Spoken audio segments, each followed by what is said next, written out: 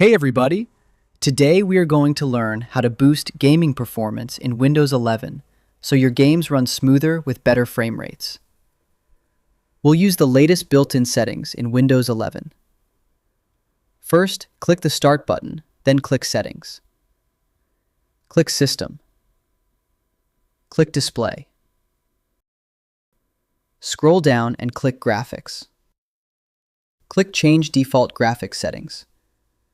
Turn on hardware-accelerated GPU scheduling if your graphics card supports it. Turn on optimizations for windowed games for better performance and lower latency.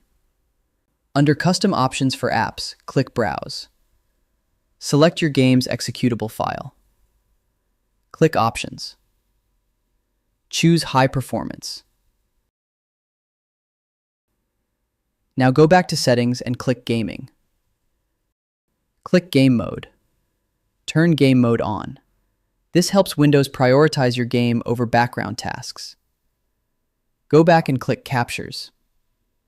Turn off Record What Happened if you do not need background recording. This frees up system resources. Now click System again. Click Power and Battery. Under Power Mode, select Best Performance. This allows your CPU to run at higher performance levels.